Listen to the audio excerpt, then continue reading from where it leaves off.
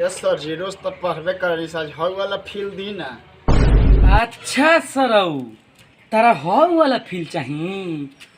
अभी भूगोल के 5 गो क्वेश्चन पूछता नहीं आ एको गो के जवाब गलती दे ले तो गार पर मार पाना तब देखी तोरा केन हॉल वाला फील है। बैठ साला।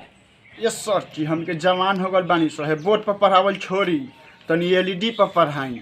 सर जी ठीक है नु कहा ताटे एलईडी ले ली तबे नु हमनियो के क्लास में गाना वाना बाजी आ वो ये जान बॉय गोन ले लो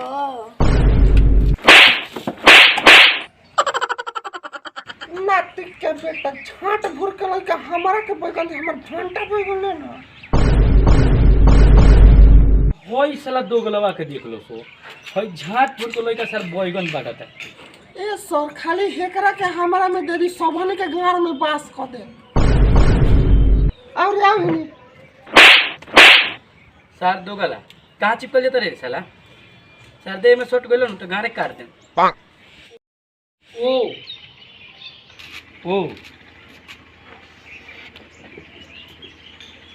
तार भी मतलब प्यार सर जी। माई रे हमरा उहे लड़की चाहिए माई रे। आहे नातिक के बेटा डाल के छोकल जीरा तनी अपन मुंह ना देख ले। अरे कि रोजे रोजे नया नया चेंज करो भर जन आ एगो दूगो माल न पटालो दूही दर्जन। कि अरे कि पुरनका लो भर गंगा जी में कोई दो विसर्जन। ओए होए हमरा के पता ना।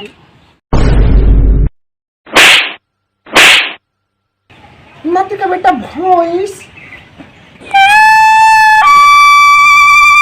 सरवल्ला तार मारत नोट के बात क्या करता रुझान, हम तो तारा पर हीरा बरसा देम, हीरा जहिया खा लेबू हमर खीरा।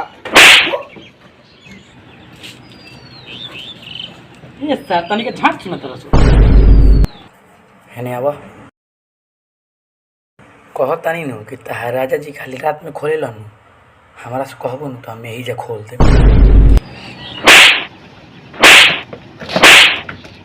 देखो तनी सर जी मौका बात करता।